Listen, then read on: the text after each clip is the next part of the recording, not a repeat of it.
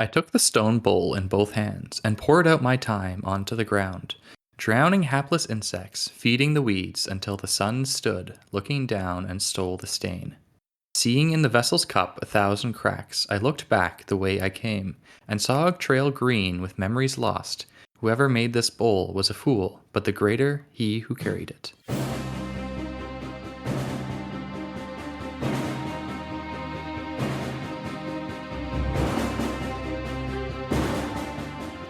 Hello and welcome to Legendarium Green Team's Malazan series. Welcome to episode 3 of the Reaper's Gale series. I am Hearing Fan and I'm joined by Befuddled Panda. Hello. Janath as a boy. Hi. And a clearly drunk Ashaman. Shows Hi, how much everybody. he cares. Exactly. I care enough to spend money on alcohol to make this conversation bearable. Panda is now the only newbie. How are y'all doing? It's been a Good. stressful week. I'm sick. It's almost Canadian Thanksgiving. Oh, yes. Which is my favorite holiday of the year. When is Canadian Thanksgiving? It's today it is Friday, and the Monday is Canadian Thanksgiving. I just came back from my celebration with friends, and yeah, that was good. And you chose to leave your friends to come record with us? Absolutely. There's way too many people there. Shows how much he cares. Yeah. I care enough to make an appearance. Yeah, I feel the same way. Too many people at a party. I do not want to be there. So stressful and sick. Mine is uneventful. Got a pregnant wife, but she's been fantastic. So no complaints here. Good. Are you Anyone feeling... want to share anything? I was going to see if Janice is feeling better, worse? Mostly better. Oh, that's But good. if it starts really sucking, I'll bail early. Oh, okay. Hope you don't feel worse. We gotta make it fast. Yeah, hopefully the conversation isn't that awful. Will that be his excuse? He'll be like, actually, guys, I'm feeling really bad right now. It's just gonna be sick every recording this time. It's like, 10 minutes in. Sorry, I thought I was gonna be able to do it this time.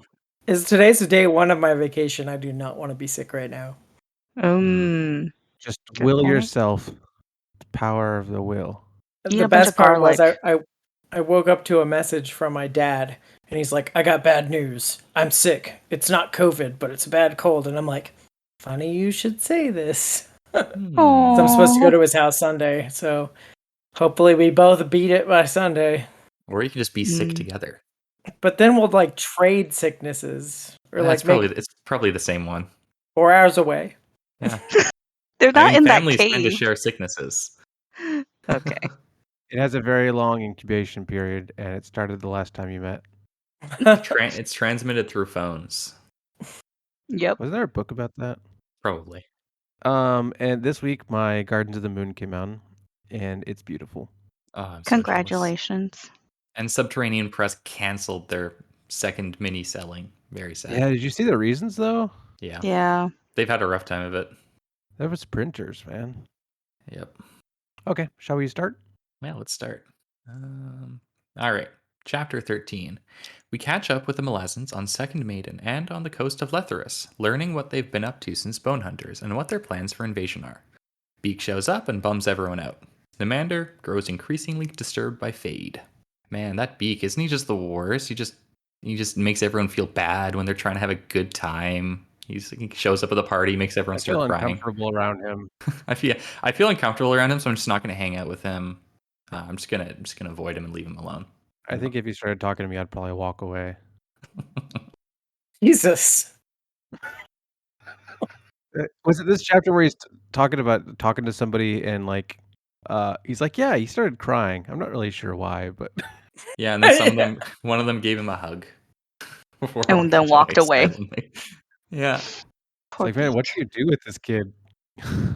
Yeah, he's got some weird mixture of neurodivergence and brain damage going on. And not just that, he has an incredibly tragic backstory that he just talks freely to people about. Yeah.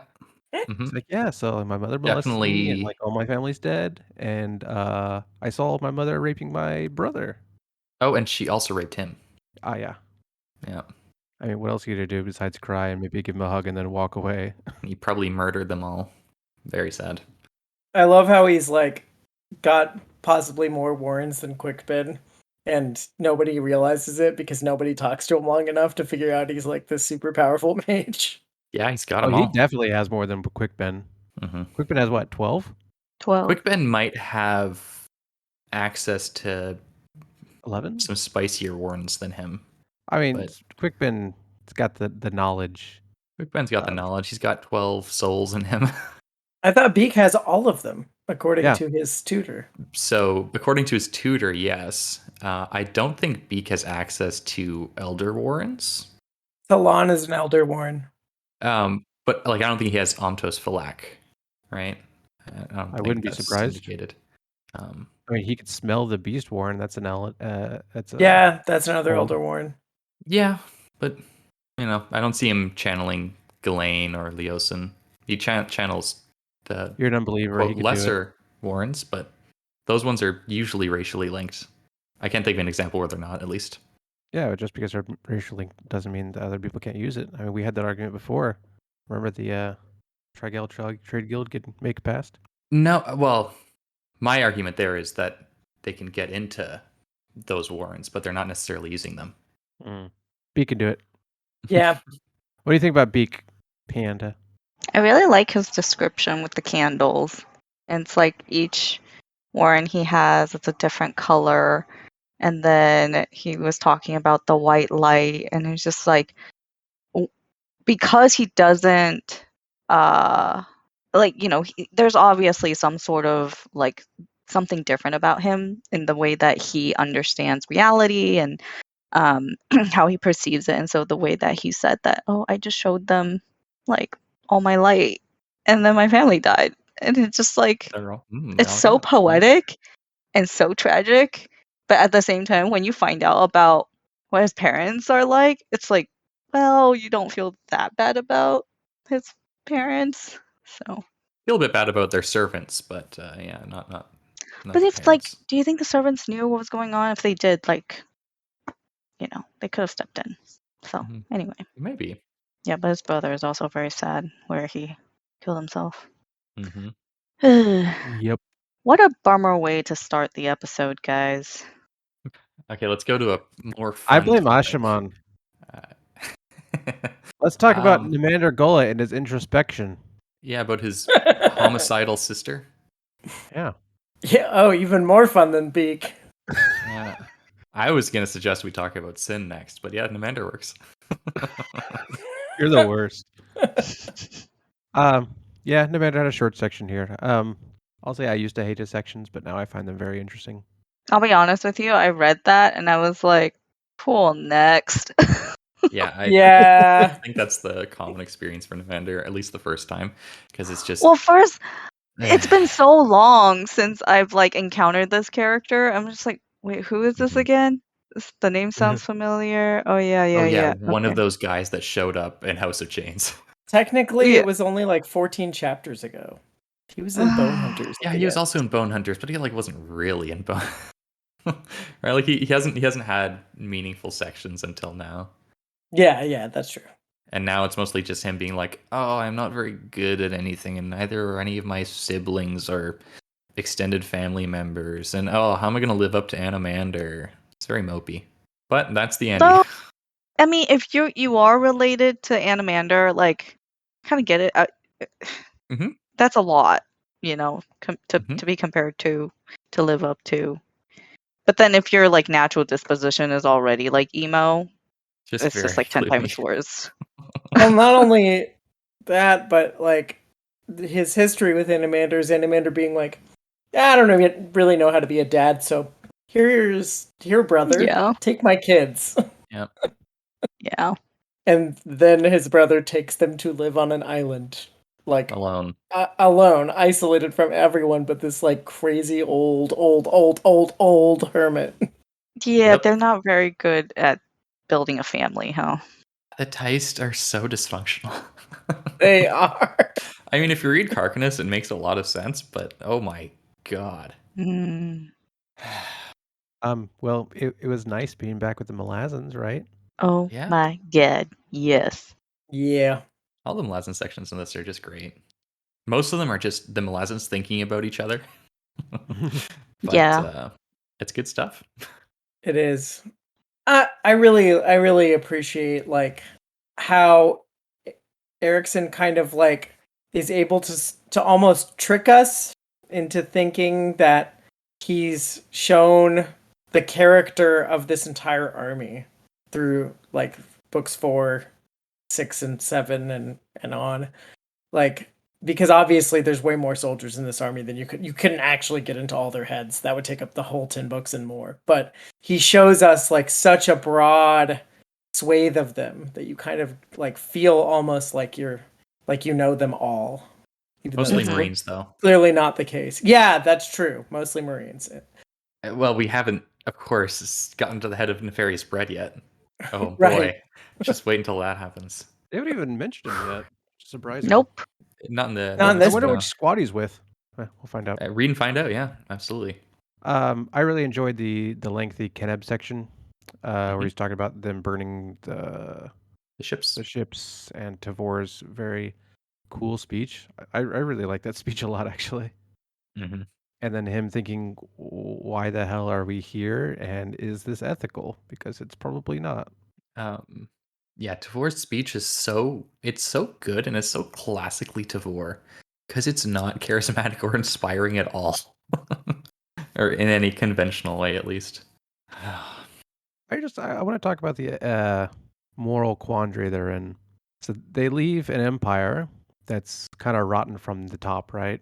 They go to a different continent that is run by another emperor and an empire that they wish to take down. Um, and yet they're not even willing to do that to their old empire. Um, well, I think it would be much messier if they did it to the Malazan Empire. Hmm. Yes, it's much better to go into somebody else's country and kill the people there. And Well, they were doing it as a reaction for all the Malazans that were killed, A or punitive invasion. the Yeah. Empire. Yeah, a punitive for the empire that they're no longer a part of. right. But I don't know if it's more seen as like, well, who will answer for these people if not us? Because the Empire they just left probably wouldn't. Yeah, I would say the Malazan Empire definitely morally gray at best, but the Lethari Empire is so much worse, like obviously worse, right? Yeah. Like they're Well, just straight up not a functional society, I would say. But Malik Rel, Um, them, yeah, one guy. there's I a lot mean, of other terrible people in the he, Malazan Empire, but yeah, he's the worst though. I think it's just misunderstood. I hate yeah. oh dear. It's what you have like one empire where there's like Machiavellian like sort of internal power struggles, and but it doesn't seem to be like every single person has that mindset that the people at the top have. It's just like an institutional thing at the top, as like with most or all empires, right? But in Lothari society, you get in the head of like so many like day to day people, like lower level officials, soldiers, functionaries, whatever, and so many of them have that same mindset. Like it's like each each against all in Mhm. in Lothari society. The Malazan Empire is really bad if you are a cult of religious fanatics, a heavily corrupt noble that's trying to mess with their power structure, and it's pretty much fine for everybody else. It seems like the thing that Crocus levels at it back in the Gardens of the Moon, why he doesn't want Darujistan to be part of it, is just that citizens become boring and efficient. Are you forgetting that the Bone Hunters left because they wanted to sacrifice the Wiccans? Oh yeah, there's definitely a crisis of some minorities getting sacrificed. Absolutely. But the Lothari Empire, like it seems like pretty much everybody we see is miserable with it, right? I think we could talk about that later in chapter 18 when Bug is having his conversation with his lawyer. Yes. That was such a good part. But Kenna brings up the good question of why is Tavor doing this? And he thinks that maybe it's an even deeper plot inside the Malazan Empire, like the Yeah, he was like thinking about what happened with Lacine and Dujek, and he's like, "Is this yet another one of those?" I was like, "Well, would Erickson do that same kind of thing more than maybe it's once? foreshadowing. Maybe it's Or a maybe he just wants us thematic to thing. think that." That's Kenna brought that up. I think Kenna is our only insight into Tavor's mind.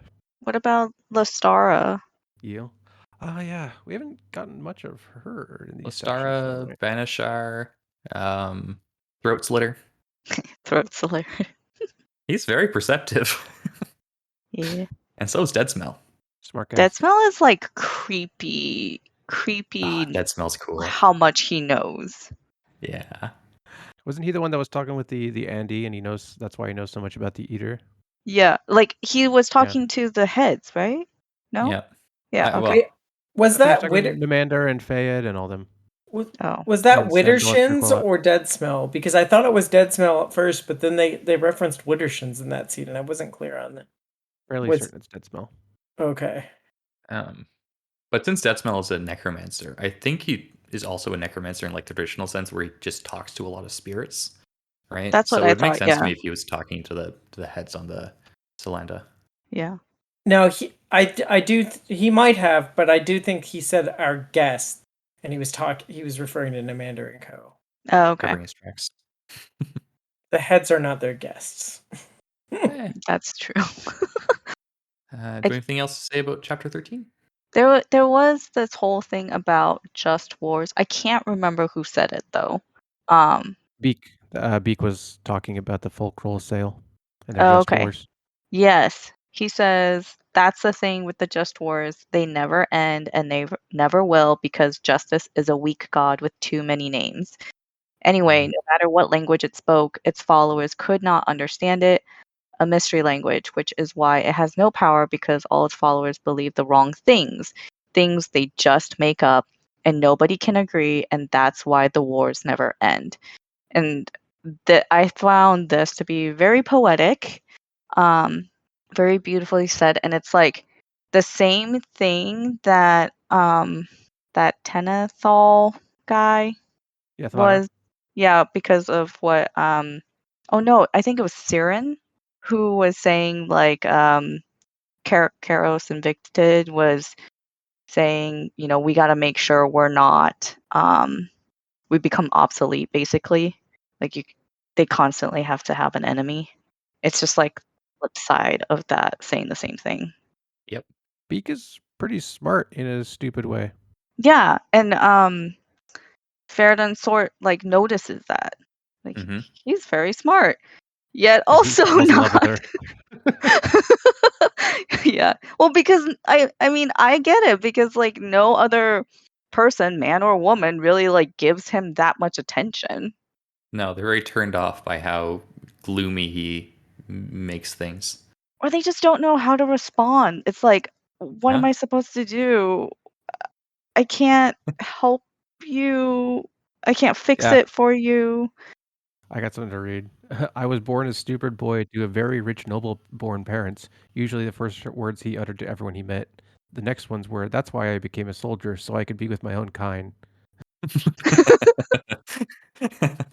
I mean, Oh my god. yeah. I really appreciated uh Helion talking about how she needs her liver wrung out, and she thought lungs were livers. She's got a second one. Oh yeah. I love Hellion. She's so cool. She's not my favorite, and she does like annoy me. But then there are moments where I'm like, haha, this is funny. She's And very funny. she's actually smart too, in a surprising way. This is the next chapter, though. Shall we move on to the next Yeah. chapter? Let's do it. Chapter 14. Hedge comes across the throne of ice. Onrak kills a mother and steals her children. Seren becomes more intimately familiar with Makra. Twilight departs with their people for the Isle. The Marines begin their ambushing, and Tavor discovers that she has made a miscalculation. The beginning of this chapter, who is it? The Emroth and Hedge find a Jaghut mummified corpse on an ice throne. Yes. The Ice Throne. I thought that was cool. Yep. But it's melting, so it's not going to come into play. Obviously.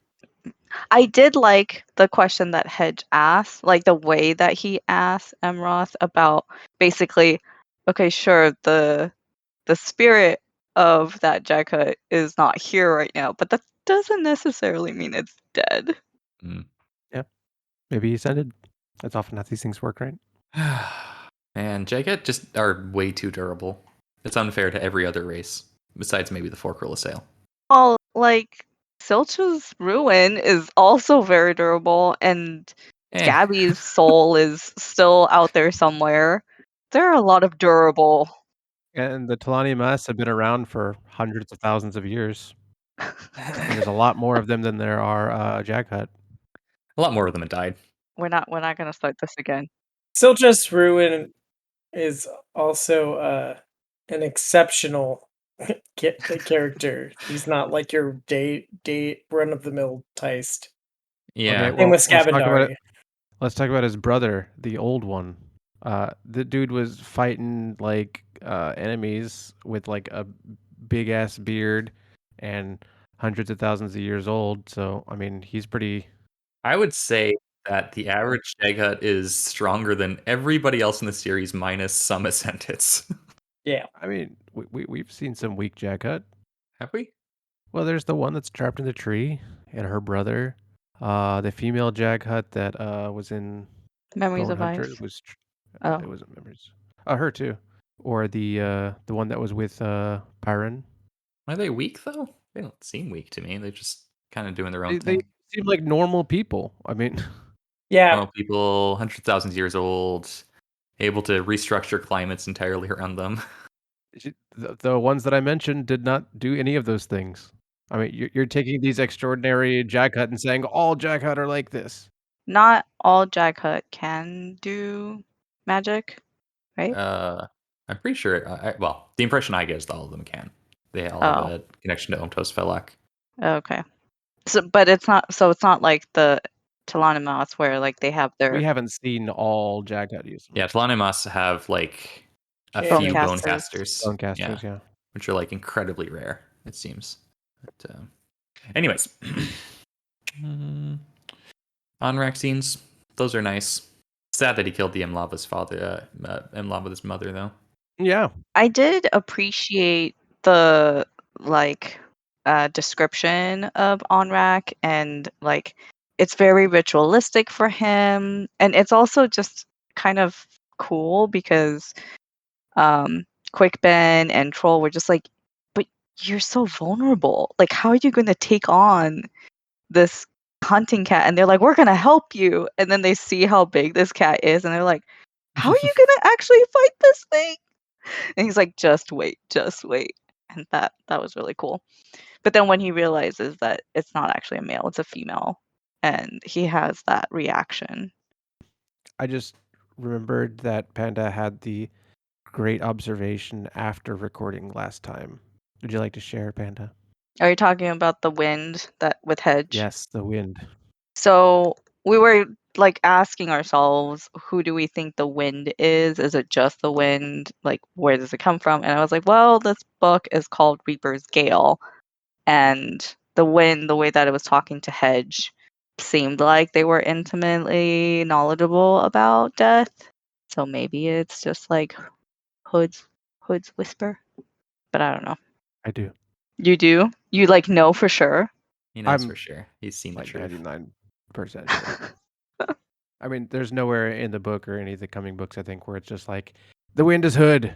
But there's enough clues, especially ones that I'm not going to share now. But yeah. Okie dokie. We could ask Steve about it. Now, we'll talk at the spoilers episode, and you'll be like, oh, yeah, it's definitely Hood. Maybe. It's possible. Is this chapter where Sarah and Pedak had a chat with the voice of Makra? Yep. Yeah, that's never happened before. That was Is weird. that voice also Hood? I don't think that voice was Hood. No. Damn. I do have theories about that voice though. But Anyway, did you catch the reference to Barathol this chapter? no. Where? Oh, I don't remember who said it, Yes, but I did. do you remember who said it? It wasn't. I don't think it was somebody saying. I think it was an internal monologue, like thinking about what had happened on Seven Well, Cities. the words were, if not for that ex-Red Blade driving open the gates and opening a path to escape, there would be no Oh, survivors at all. Yeah, yes. I forgot So we who kind it of was. know what Barathol did and why. He's just misunderstood. I still don't fully know that I understand what happened at Arin. I No one have does. theories, but yeah, it's very opaque. Purposefully so. Yeah. Fun fact, I think somebody outright told him, and he said, "Me and Cam don't know either." Oh, Yeah. okay. And Yeah. it's just history, right? Sometimes there are events and just like no one knows the truth of it. It's like, well, maybe it could be this, could be this. Who Well, I got knows? a theory that I'm sticking with. I shared it on a previous spoilers episode. But I I don't can't remember it, listen to but that. I'm sure our listeners do. Tavor just has the worst luck when it comes to military expeditions. Yikes. Just the worst. All of these things that like she would never be able to predict. That just come and screw her again and again. I feel so bad. Oh, the Letheri are also in on it. We shouldn't be killing. Couldn't she have like done more recon?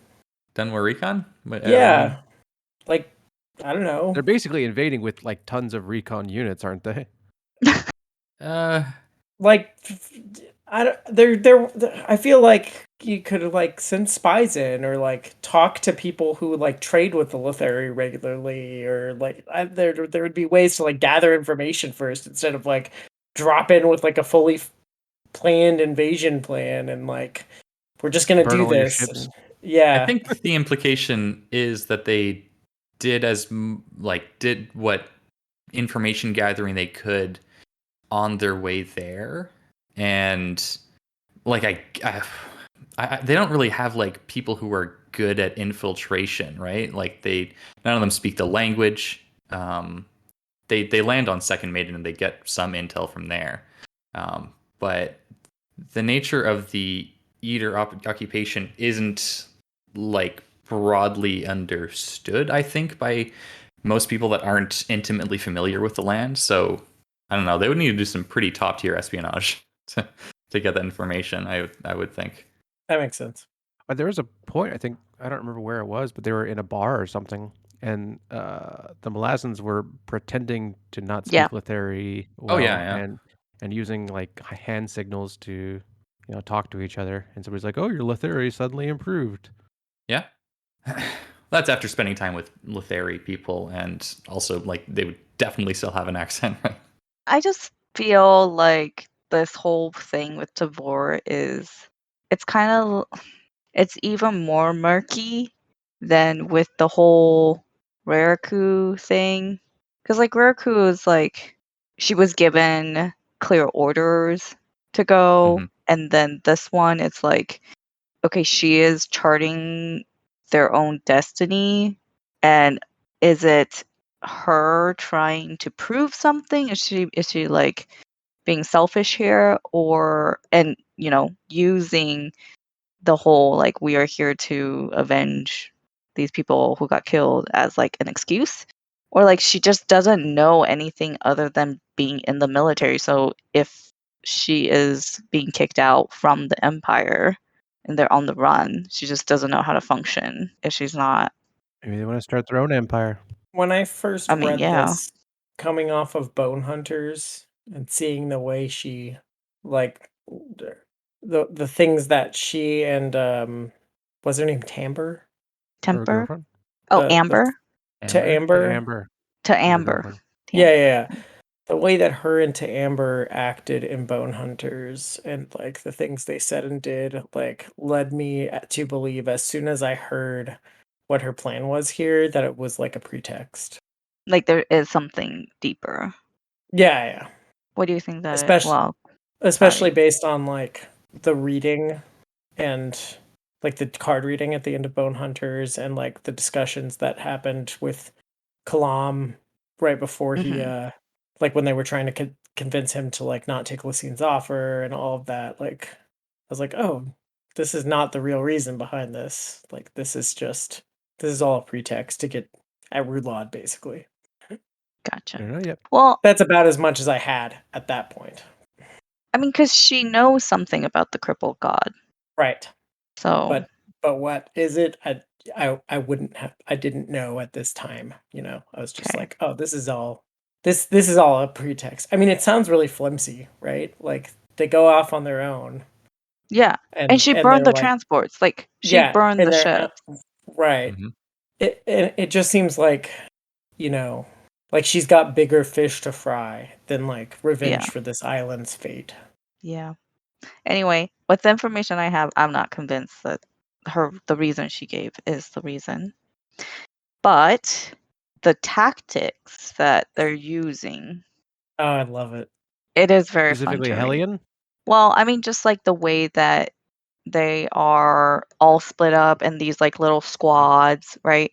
And it's like a mixture of different roles in the military, which makes it really interesting and fun because we've spent quite a bit of time with some of these characters like in different contexts, but now seeing them all together and seeing how they're like getting to know each other, and it's like, oh, they haven't actually spent that much time with each other, like because the Marines are the Mhm. Marines, right? Like the sappers are the sappers, and the heavies are the heavies. Um, I love the heavies. so it's just nice to see, especially when they keep saying like, "Oh, this is harkening back to when Kalinved or before Kalinved took over. This is how they fought." This is Um, what the Malazan Marines were designed for. Well, yeah, Yeah. before Kellenved took over, there was no such. I mean, the right. Malazan Marines weren't as we know them. Were not a thing. Like the Malazan was like a pirate. The Malazan Navy was like a pirate navy. Yeah.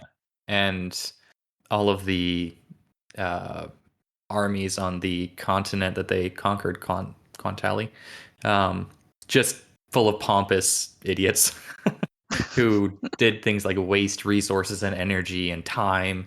And yeah, Kellenved and Dassam Ultor just managed to find a way to, just punch right through those inefficiencies. Hmm. I love the I, Marines. I love how they're like talking about how like this is what the Malazan Marines were like designed to do. This is like what we trained Hmm. for, and how like none of the things besides Gardens of the Moon, up to that point really did that. Like Mm. we saw them do it in Darujistan, and then pull back from it because they were going to blow up the entire city. But but we since then it's all been these like pitched field battles and stuff, and Yeah. like Hmm. or like weird things like confronting their own citizens at the docks and like things like that. Like we haven't seen anything like this and on this scale yet, even though Hmm. that's like kind of what they were always meant to do. It's really Yeah. Hmm. cool. I got like a bit of it in Memories of Ice when the bridge burners were like shuttled forwards, but Mm. Oh yeah, and Coral. yeah. Yeah, yeah. I did have that in my head as well, but it was like not yeah, there was that and also you get it a little bit in the Seventh Army. Uh Yeah. Yeah. So what you're saying is you really want a Mottwood campaign book. yes. Yeah. Totally. They keep talking Mottwood. about it. Oh my god. That sounds like such a hellish experience. Imagine fighting against just a legion of people like Crump. Oh man. I mean, he's really good at digging holes. Imagine having to take down the Avowed. Like we only hear them talk about the Marines fighting the Avowed, but like we don't get to see it much. I would rather fight the Avowed than the Mod Irregulars. That's my hot take of the episode. Why is it? Because the mott would just dig a bunch of holes and then you would just fall in and not get out? And they'll steal all your stuff, and they'll do like a bunch of redneck traps in the swamp. But wasn't it both to get? Weren't they like fighting with the? Weren't the Mont and the Crimson Guard on the same side against the Malazans? Yes. Yeah, so it's like But both. like, if I had to pick, if I was going to fight an Avowed or a Mott Irregular, a High Marshal of the Mott Irregulars, totally an Avowed. The Avowed would kill me quickly. I would be obliterated from existence. I would not be made to feel the immense amounts of misery that fighting an Irregular would. Don't forget, it's also a squad of high marshals. Yeah, a squad of High Marshals, an entire army, in fact. And they're all like, aren't they all mage killers basically too? Yeah. The irregulars? Yeah. Yeah, they are. They're all like mini Karsus. Before moving on to chapter 15, I just want to pour one out for what was his name? Trentalo, killed by Hellion squad. Just a young youth. Oh yeah.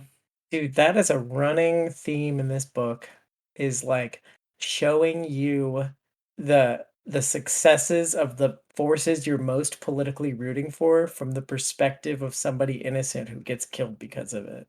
It comes up it's come up in this book at least twice now, if not more. It's so good. Feels So well so done. horrible for the Eater. Like, their society is obviously not great, but they're just kind of getting screwed from all sides here. The They Letheri, are. the Crippled God, and the Malazans are all just wrecking them. But like, I They're- hear they're the you, and nobles of the society. Sort of. and They're like happy I where they should are. feel worse. I think I should feel worse for the Eater, but I don't.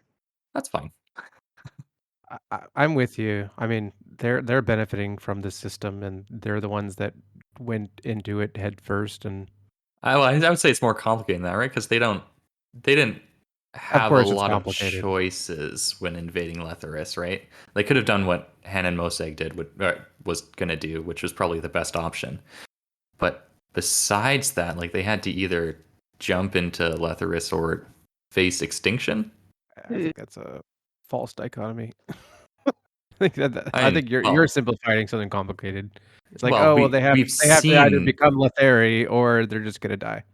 Well, no, I said they could also do what Han and Mosag said, but we see every other culture the Letheri have come into contact with. And, That's true. I mean, it didn't end well for any of them. That's true. Except the Sheikh might make a comeback. Yeah. The Sheikh survived sort of through sheer misery, and Yeah. uh, Oh, and the what is it? There's that other group. You know what? Doesn't matter. and Blue Rose, Blue Rose. No. the Tyson. No, But I have I a love how their question. stirrups keep coming up. Did you mean the Tarthanol Yeah, that the are on like the Tarthanol. islands? Okay. Yeah. The all. Yeah. So Warrens can speak. Is that really a thing? At least Makra can. But Makra is Makra, so Yes, Makra is Makra, which makes it more complicated. yep. It's just an illusion. Serenpadak is instilling an illusion in her own mind without even noticing, and it's talking to her. Yeah, I mean, like, she's talking to herself, right? That's a definite Like, possibility. honestly, it's not even far fetched. She's been using Makra unconsciously since like the middle of Midnight Tides. Uh, I wonder if there's any times where we can go back and reread her sections and be like, oh man, that's not real. You know, other than when it's obviously pointed out to the reader. Like later in our section. okay, Chapter I'm ready. 15. Chapter 15. Rulat sends his parents to the cells. Karsa and Akariam come to an understanding. Hannah and Mosag sends Bruth and Trina on his journey, giving him a quick stab for good luck. Bug vanishes the slaves from Sepik. News of the invasion reaches Trib and Null. I know, like, less than 2 minutes ago, I said I don't feel bad for the Eater, but I really feel bad for Tomad and what's his wife's Ruth? name? Ruth. And do you feel bad for Bruth and Trina? I feel bad I for feel Bruth bad and for Bruth Trina. and Toronto. Yeah. Yep. Like, I don't feel bad for them as a whole, but there are individuals that I'm like, okay. Yes. Even King Big Bad Roulette, I feel bad for him. I kind of feel bad for Hannah and Mosag, honestly. I feel bad for basically all of them. I feel sort of the least bad for Roulette because he's doing such a bad job. I mean, he's crazy at this point. Oh yeah, He's absolutely. very crazy, and Yeah. he hates himself, and he hates everything. I don't know. I can't get that intimate into someone's head, and all he's doing is screaming for forgiveness all the time, and just like But then he hating does himself. some he just continues to do awful Yes, things. He he does does. terrible things. Yeah, so But is that him or is that the cripple god? He just wants a peaceful death. Like, he would have had that like 3,000 times by now if it wasn't for the sword. A few hundred at most. I mean, he hasn't even died 1,000 times yet. would have been better for literally everybody if he had died on his journey to get the sword, right? Yeah. Yeah. Yeah. But yes, I do still feel bad for him. It's just, I feel the least bad for him. Well, I guess it's like because you get to see his like inner thoughts and his struggles, and then you see what he actually does, Yeah, like and it's his like, oh, you're actions. And it's a little bit of a disconnect. Like I get it, he's suspicious of his people and his parents and all that, but he doesn't even give them Mhm. a chance to say anything, and then he just, for some reason, even though he does suspect Tribunal, he just does. I mean, he gives so much power to the He just gives Chancellor. all of the power to German Null, just It's easily. like, dude, It's very frustrating. ah, Yeah. Do anything, please. That's not entirely self-destructive. And he doesn't. He just, he always doubles down. I really did enjoy the Karsa and Ikarium little standoff. And Yeah. Ikarium's just like, yeah, you can fight him first. And Karsa's like, really? Ooh. Okay. Yeah. I need your permission. And there's like an understanding that passes between them. Yeah. Yeah. Do you have any theories on what that understanding is, Panda? So they're basically like Karsa's gonna kill Rulad, and then the two of them are gonna go off against each other. Okay. I thought there That was wasn't also an actually serious. understanding that Ikarium is half Tarthanol, Yes. at least in Karsa's mind. I have a theory on something more, but that'll wait. That'll wait. Are they related? Maybe it's Maybe possible. distantly, yeah. Maybe like they're starting to see, hey, we have so much in common. Tarsa's mother is totally Kilmandaros. They're half brothers. Maybe. Speaking of feeling bad for Hen and Mosaic, man, he really just throws away all of the sympathy that readers have for him in this chapter when he stabs Yep. Ruth and Shana. Yep. Not even for like a very good reason either. That's very frustrating. Really? I was like, oh, is he doing this so that what's his name? Brice Chris? could like come back in Ruth and Trana's body? Well, he didn't intend to stab him in the first place, but then he discovered the note that Ruth and Trina had of Nisal's confession, I think it was, and he's like, "Oh, But you're he too doesn't smart even know for the us," and then he story. stabs him in the heart. Yeah, yeah, Ugh. right. I hope It's Ruth just and Trana comes back and just like haunts the hell out of him. that sounds nice. We also have male Bug. He does a really nice thing for the slaves from Sepik, and he does it against his own nature, which is impressive. I like it when he Yeah. goes against his own nature. Panda, have you learned what Gistal means yet? As No. if not, then I'm just gonna say now because honestly, it's not really a spoiler. Any case, I think it's in the Dramatis Personae of Bone Hunters where it's said. yeah, Oh, something like that. I didn't read that. Yeah, it's not expected. Okay, so Malik Rel, he's a Gistal priest of Male. Yeah. Gistal just means someone who's doing blood sacrifices. So Oh. Male's power in these books, in large part, comes from Malik Rel's doing blood sacrifices to, further his own ends, essentially. So that's messed part of up. why Male had to go so hard against his own nature, because the current nature of his worship is so bloody. But Bug isn't like killing people. What? How does this work? He's like the god of the seas. So, Right. when someone's drowning at sea, when there's like a sea storm, that's like partially related to Male, at least. Yeah, he feeds on the deaths of sailors. Mhm. Anyone who dies at sea is given as blood sacrifice to Male. Fun fact: it's the Elder God's equivalent to a Destriant. Oh, Gistal. Does that mean when Bug uses his power, more people die? No. No, it's just like he has power in large. Like he hasn't faded into irrelevance like a lot of the other elder gods, like Cruel, because people have been sacrificed to him. Yeah, I can remember in Gardens of the Moon. He doesn't want to use his power as much because he knows the price of that power. That's a big part of it. I think that's part of it, yeah. But also, like we had in his last section where he's talking about what his actions would do in the future, and it would cause even more death. Mm. He's very worried about Yeah, but remember, convergence. Karul was only resurrected because somebody died on his Right. Yeah, Temple different thing. Yeah. Multiple someones. I think this is the first time in the book, but it's said at least twice or 3 times in this section where XX was a metaphor made real. Steve likes to do that. Yeah.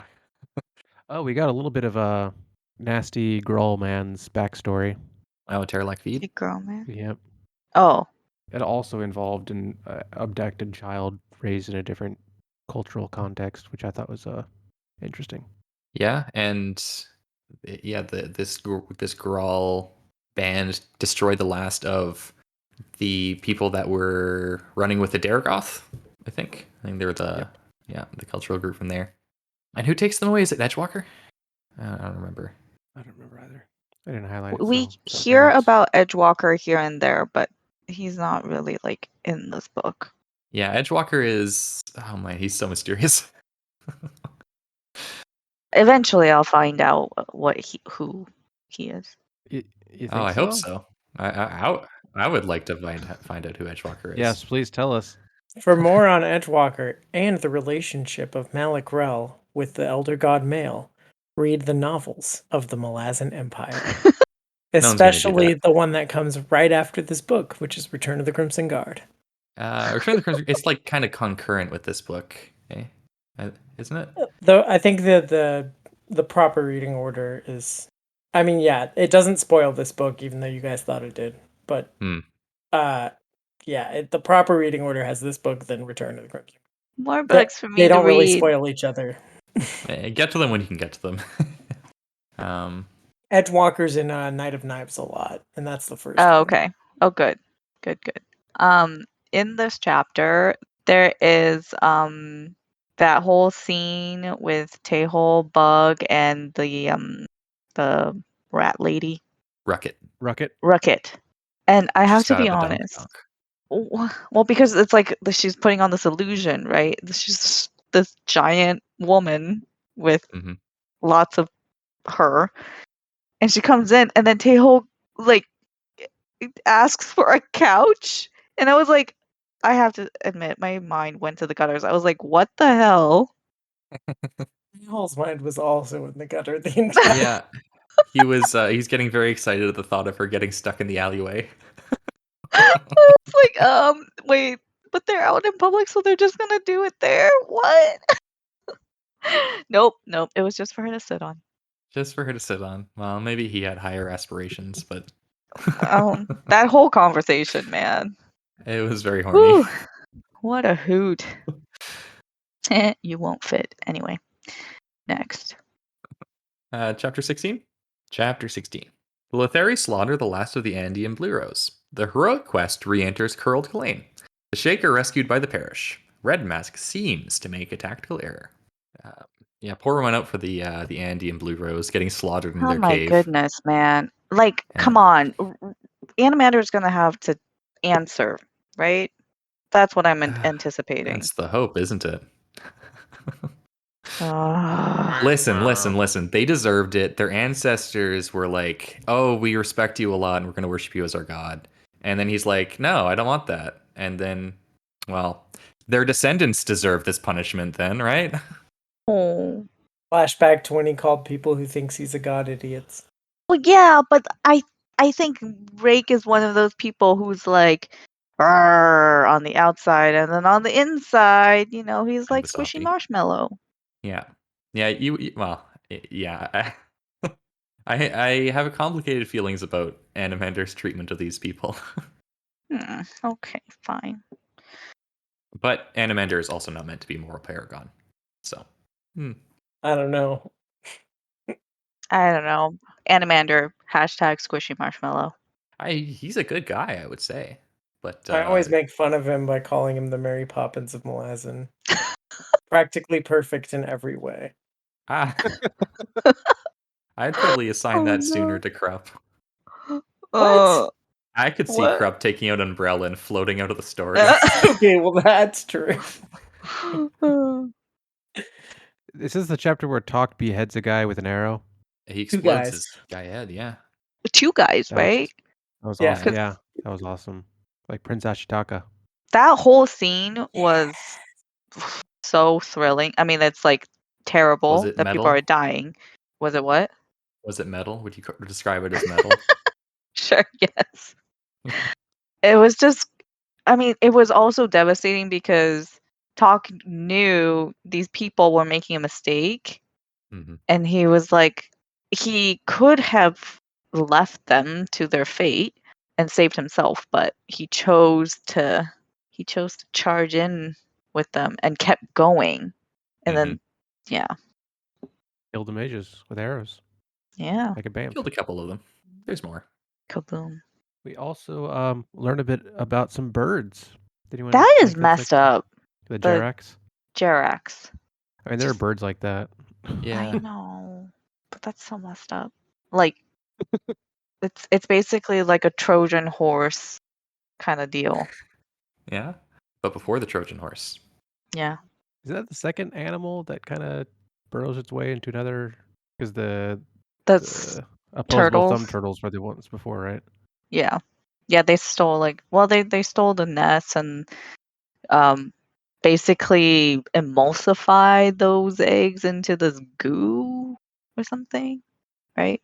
Yep. To feed their young. Ugh. So is this whole theme just like people? Yes, I think the answer is yes. People burrowing their way into other people's things, area, society, and basically kind of like taking over from On the inside. inside. Yeah. I think that's a common thread, yeah. And just also the notion of cultural mixing in True. this way, right? Because we also see this. I remember the girl child from last time who danced Became with a the wolf. wolves for a bit, yeah, and the all kidnapping Letheri children, Mm-hmm. Yeah, I'm and the waiting for her Letheri to come obviously back. colonizing. Yep, It's been a whole book. She ain't there. yep. I want to read something from Banashjar. For people with such simplistic worldviews, Banashjar knew catastrophes were disconnected things, isolated in and of themselves. There was no sense of cause and effect beyond the immediate, beyond the direct observable. A cliff collapses onto a village, killing hundreds. The effect, death. The cause, the cliff collapse. Of course, if one were to then speak of cutting down every tree within sight, including those above that cliff, as the true cause of the disaster, a cause that, in its essence, lay at the feet of the very victims, then fierce denial was the response, or even more pathetic, blank confusion. And if one were to then elaborate on the economic pressures that demanded such rapacious deforestations, ranging from the need for firewood among the locals and the desire to clear land for pasture, to increase herds all the way to the hunger for wood to meet the shipbuilding needs of a port city leagues distant, in order to go to war with neighboring kingdoms over contested fishing areas contested between the shoals were vanishing, leading to the threat of starvation in both kingdoms, which in turn might destabilize the ruling families, thus raising the specter of civil war. Well, then, the entire notion of cause and effect, suddenly revealing its true level of complexity, simply overwhelmed. I like that section. Yeah, we also get another reminder that the Amas killed all their prey. Yeah. So Yep. it's a difficult problem for humans, it seems. And why did they do that? Because they're in a war with the Jaghut. And why are they in a war with the Jaghut? Because Jaghut were having Jaghut tyrants. And why were the Jagged having Jagged tyrants? Oh, unclear. Yeah. So some are just bad eggs. Yeah. I forgot that Teleras and Curdle were there. Yep, they're dragons. Suddenly they show up. And it was just like They just show up there. and then they just vanish again. And they say something about, oh, because it's where Edgewalker wants, and then like what a tease. Mm-hmm. But speaking of things that I forgot, whatever happened to Telemandus? Oh, the twig. Yeah, the little He'll be back. Barghast. Yeah, he's around. Yeah. Well, he's not around, but you'll see him again. I had that same question for a while during this since like House of Chains. Yeah, because like you see Quickbin here and there, and then hmm what happened? We didn't find out. But it's I don't know if the Curdle and Tellerras thing is as much a tease as it is a revelation.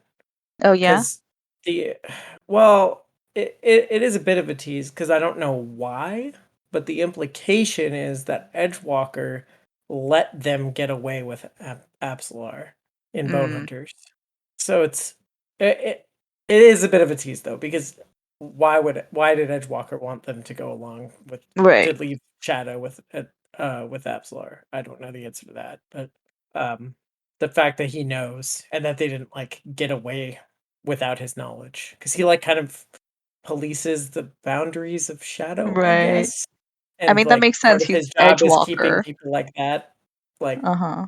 stuck, caught, and they're out, and he's in on it. Why is he a walking skeleton? Um, I will say, I think the mere presence of Telerast and Curdle is a tease because we know they're dragons. And any moment a dragon is not just like completely dominating a story with its fire breathing and stuff, right? But they're That's like that's that's ghost a moment that feels dragons. kind of dissonant in fantasy. Hey, So Yeah. like they'll just blow hot air at you. you know what? You know what? I'll say they are a pair of Chekhov's That's funny. guns.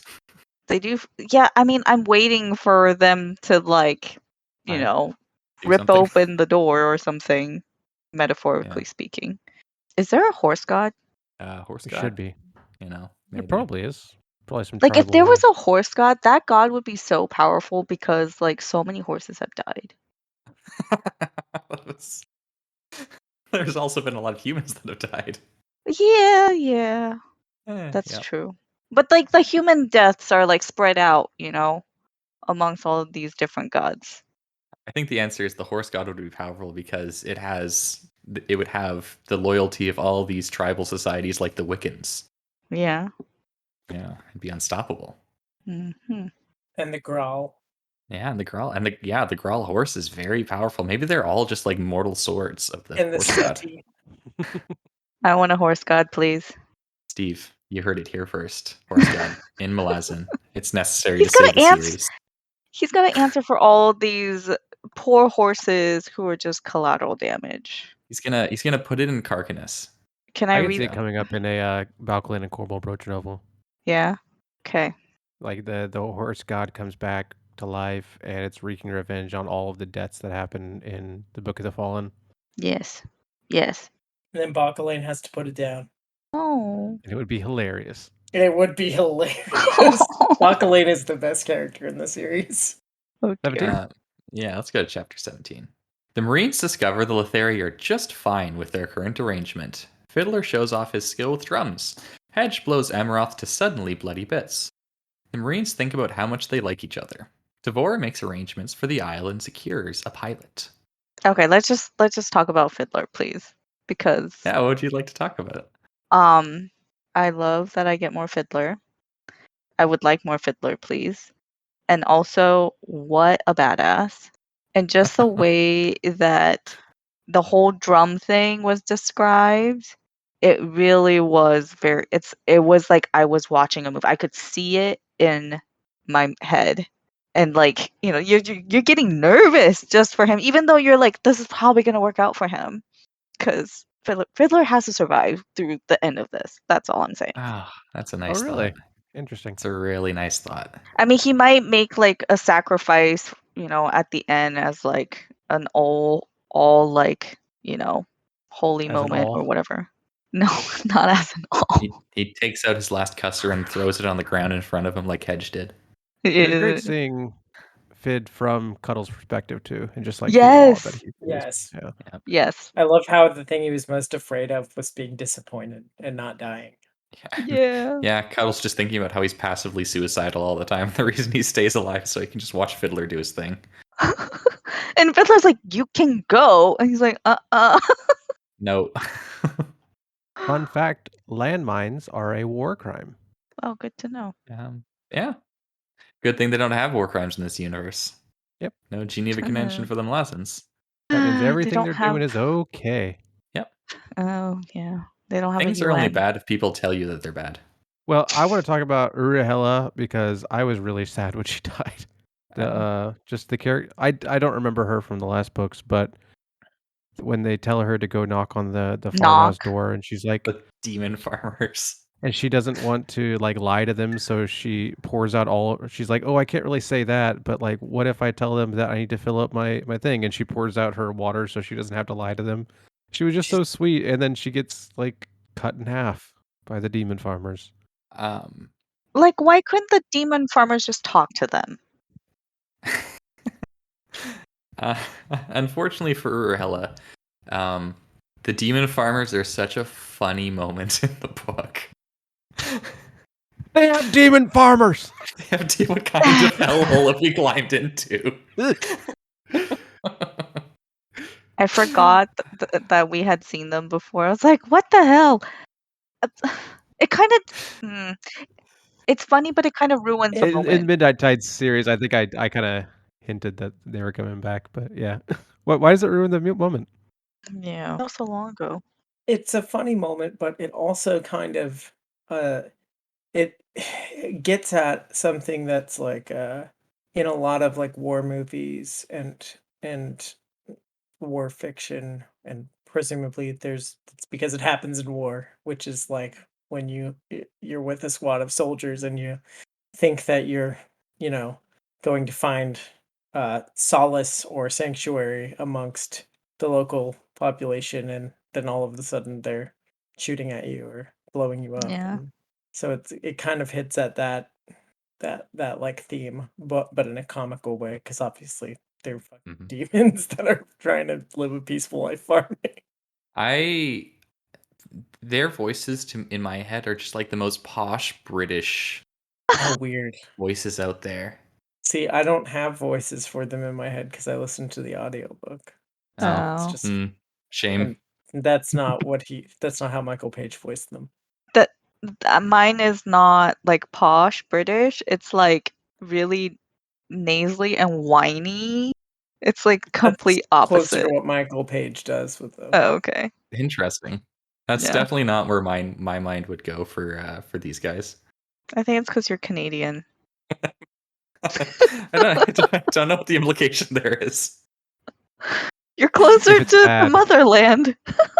Closer to the motherland. I guess. You didn't fight against. Never mind. Okay, too soon. Too soon. I mean, I'm pretty close to the Quebecers who were fighting against the British long before the Americans. We gotta call back to Renault.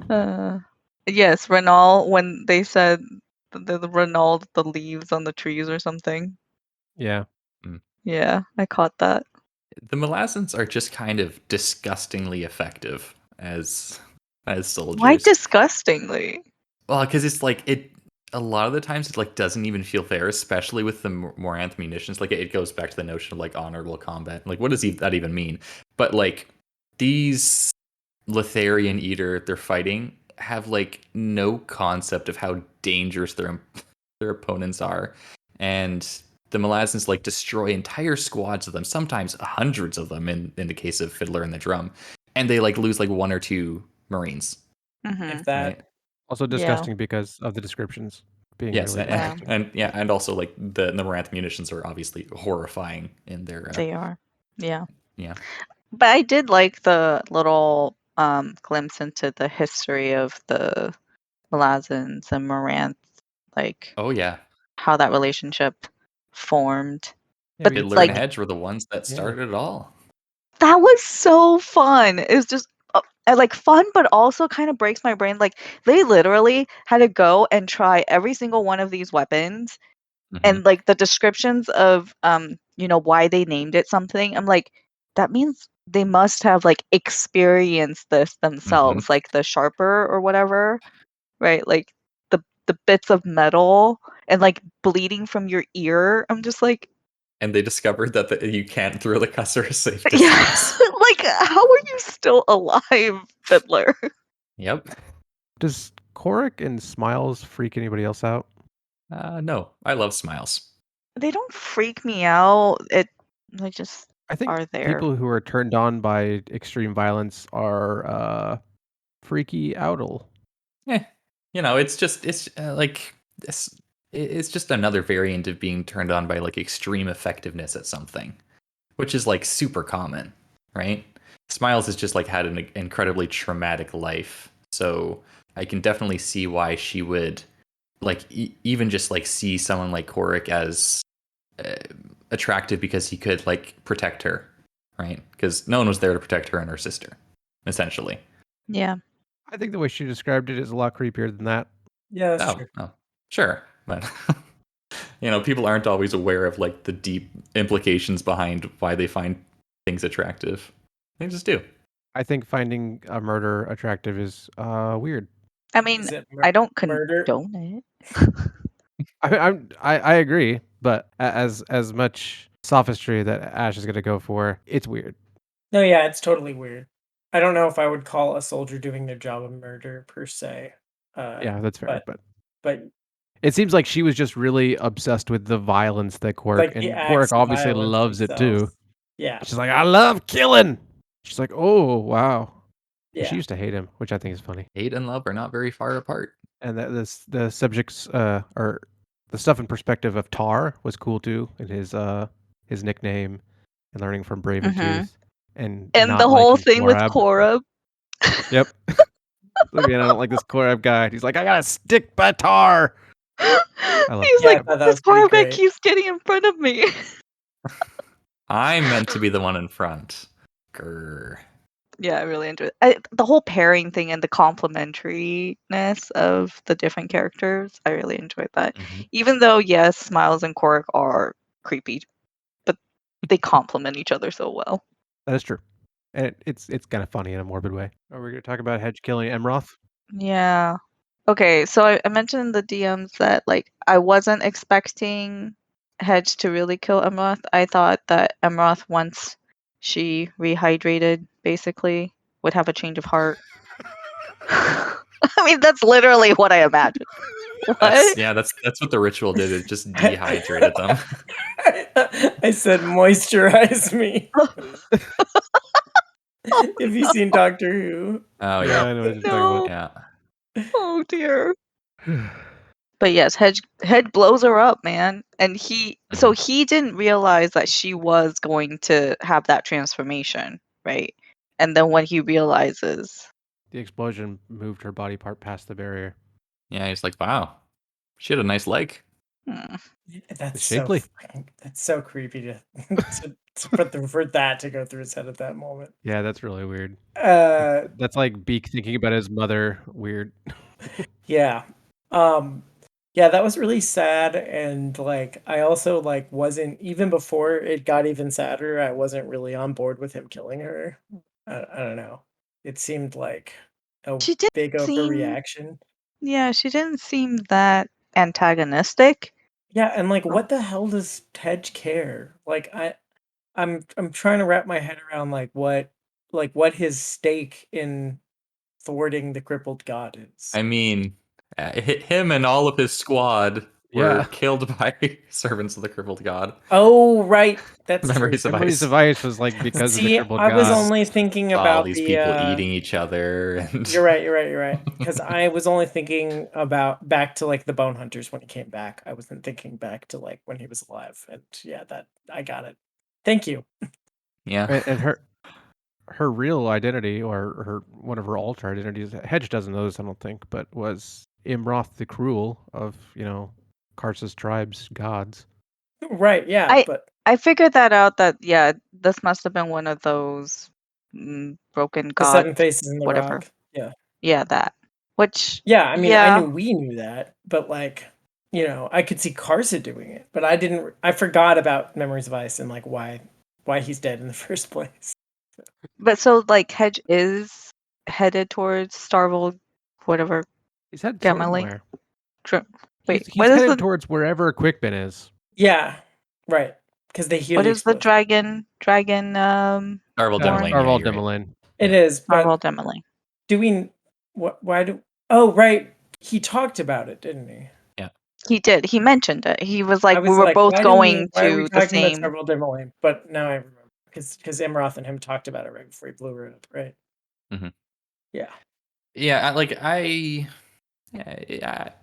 get why he did it. I don't feel super bad for Emeroth, but Well, you don't like the Talana math. like with the benefit of infinite context, then I'm like, yeah, probably a bad move. But like, it also just might have been the correct move for Hedge to make in a Machiavellian sense. Like, yeah, maybe she would have been able to convince a lot of the Imas to follow the crippled god, and that would have really messed with everyone's plans.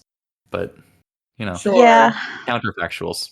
But when I was not remembering like why he had a stake in any of that, that's why I was like, why Yeah, would he she just goes kill this? blowing up random people. Right. That's what it felt like to me. I was like, why is he doing this? Did Paran tell him They to were. do this? I thought they were starting to get along. Yeah, and They that was were the a other bit, thing. yeah. Yeah. That's why he's so sad afterwards. Or sorry, he tells himself that he's not sad or sentimental. Sure. Mm, Yeah. right. Fiddler's the sentimental one. Yeah, there's the sentimental one. He says wiping away a tear. Oh, I want Fiddler and Fiddler and Hedge Quakebin and Hedge. Okay, never mind. Unite. Chapter 18, Yes. we'll talk about that. So we talked about it earlier, but this is the chapter when Dead Smell tells the Sheikh all about their history. Oh yeah. And like the etymology behind Yanta was his name, which is hilarious. Yes. He's very learned. He's mansplaining. That's what it is. Just making sure everybody's on the same page. Yeah, Steve wanted to make sure everybody knows the history of the Sheikh. We're good. Excellent. Last chapter? Chapter 18. Rulad shows off his political cunning by ceding all the military power in the Empire to Tribun Null. Karos Invicted shows off his newly acquired wealth. The errant sets up a trap which Bug kindly falls into after defaulting on his debts. Tehol and Janeth are relocated to the Patriotist dungeons. So sad that Janeth didn't remember her love, Tanel Yathvanar. It's like a 500 Days of Summer kind of thing. Can you say that name again? Tanel Yathvanar. Yeah. No. I don't have much to say about this chapter. I mean, a lot happens, but a lot of it just makes me angry, so. Yeah. Rulad continues being the worst emperor. Yeah, that was sad. Tribun Null's a weirdo and evil, and I hate him. And the Errant's a weirdo, and I hate him. And he messes up Bug. But the chapter, the section between Bug and his, what's their word for lawyer? Advocate? I think it's Yeah. Advocate. Yeah, it was one of the best in the book. So there's that. Yeah, it was amazing. Hilarious, yeah. Yeah, I find the errant and Tribun Null to be I hate reading them more than I hate them. I'm so bored. I find them so boring. Interesting. They're just bad guys, and that's it. There's not much to them. And I thought that the errant was going to be so cool when we were I reading know. Midnight Tides. Like it seemed like there was a lot of buildup around the concept of the errant, and then it's just like, oh, it's just this like really ambitious god, and he's just like kind of like if Opon wasn't fun, and I don't like him. I hate the errant. I do think he's interesting though. I don't particularly care for Knowles sections, but I think the errant sections are some of the most interesting, especially when he's just spying on what's happening in. That's true. His observations are helpful. Yeah, I think there's Yeah, okay, yes. When he's just when we're seeing like the throne room politics through his eyes, that stuff's cool. But when he's just like, oh, I'm gonna get my power back, and I'm gonna take on the master of the deck, and I'm just like, what? I don't care. Would you call him a box of poo? I don't remember. You said it was very funny though. Something about like how there was a bunch of build-up, and I couldn't wait to find out what was in the box labeled errant when I was Oh, reading yeah. Midnight Tides, and then I opened it and I was just like, oh, this is just a stinky poo. I don't know. At the time, Panda was voicing her discontent with the errant character. Tribun Null is even worse though. I don't like reading Null either. So the errant is also his father and his lover, was his lover. Like, Yeah. Yep. Yeah. this is so messed up. And why, how did Erickson, like, even think this up?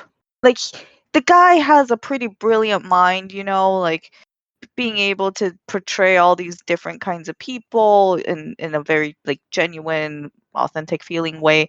And then there's, like, this where it's like, why, how did you even go there? He's an anthropologist. Yeah, Like Yeah. he has never written anything as bad as I'm sure as some of what he studied. Yeah, that's probably true. Oh, go ahead. incest is a very interesting topic, and it's sometimes very fascinating to read about. But, like, Sure, this is. I don't think this is one of those times, but yeah. No, I'm talking about real accounts. Oh, Yeah, this is okay. just like, oh, But Truman Null has such nice hands. What are you talking about? okay, I don't want to know about his hands. Like, that part was so boring. I didn't get it. I'll say that. But if it was there to creep me out, it did its job. I had Right. thoughts Like, while I was reading it, but I've forgotten them. was that just to, like, give us some sort of realistic motivation for what Tribunal wanted to, like, do, like, to avenge his hands? I think he's a very consistent character. So, like, his hands are another method of characterization. Were they necessary? I have no idea. You know, it's different strokes for different folks. I think it's basically like, look, this guy is just so bleh. Like, I need to give the reader something for this guy's, like, weirdness and motivation, and here's an example. Here's his hands, We certainly remember it. I guess. Yeah, hands are the primary ways in which you affect the world, right? If he's obsessed with his beautiful hands, what does that Okay, tell you about fine. him? Another metaphor material. Yep, another yeah. That's like the entire series. Steve just thinks of all the metaphors he possibly can. Is like, how can I make this real now? Right. Um, the advocate scene. It's Yeah, very good. it's so good. There's a particular like 2.5 paragraph exchange that reminds me of. I mean, they're short. It's like 3 sentences basically, or so. It reminds me of like of me and how often I get called cynical for pointing out the way things are in our society in very similar ways to the way Bug is pointing out the way things are in Lothari's society, which is also very parallel to our society. Anyway, he's talking to the advocate and he says he's been accused of being cynical. So this is Bug to start. Your cynicism lies in your willing abuse of others to consolidate your superiority over them. My cynicism is in regard to humanity's willful blindness with respect to its own extinction. And the advocate replies, without that willful blindness, there is naught but despair. And then Bug says, oh, I am not that cynical. In fact, I do not agree at all. Maybe when the willful blindness runs its inevitable course, there will be born willful wisdom, the revelation of seeing things as they are. And that really, I was like, vindicated by Bug. Yes. I did think of you when I was reading the passage. That specific one. I was reading the passage and was like, man, yes, Janeth really seems like this advocate, you know, from the alligator nature to the to the ruthless defense of capitalism. Yeah. Oh man, that's him right there. Yeah, I like it's such a funny exchange and it's very heartfelt at the same time. You know, Yeah. it's so good. Tejo also has similar thoughts later about the value and virtue of possession Oh, and I love that one. different sets of rules for different classes of people. That was quite good. Yeah. It's a lot longer, though. I highlighted it as well, but I wasn't going to read it. He makes the excellent point by the Lothari's own rules. He's the one that gets to make these decisions because by the rules of their system and by their philosophical foundation, he is the paragon of their society. In terms of results, yes. Yeah, in terms, well, like that's what Lothari society is structured around, right? Like it's the accumulation of capital above all else by any means necessary. Well, he's the one with the most capital. Right. And Mhm. he's like, he could get so much more, presumably, if he wanted to. Now, do And you believe that he is, or do you think it's Karos and Victed? see, that's a good question, right? That's probably like an argument to have for like the next book, because Oh. we get, yeah, yeah. I do think there's a lot of interesting discussion to be had there. And they do have some. Yeah. Plucked or unplucked? Um, With or I without think we feathers? established last episode that at least Ash and I really like our feathers, so I assume Well, our tea with unplucked. feathers, right? But Well, I mean, if you just get chicken soup with the unplucked chicken, it's basically, chicken inside the tea. It's um, like a twofer. Oh my but if goodness. you have a chicken inside a pillow, Are right? you saying you like them unplucked? I would probably want the chicken inside the pillow to be plucked. If it's gonna stay in Really? there. I thought I knew Yeah. you. I mean, if I'm worried about the chicken's well-being, I want it to be unplucked. But if it's gonna stay inside the pillow, probably it needs to be plucked. There's less chafing, there's less, detritus. Karis Invicted. Oh man, what a character.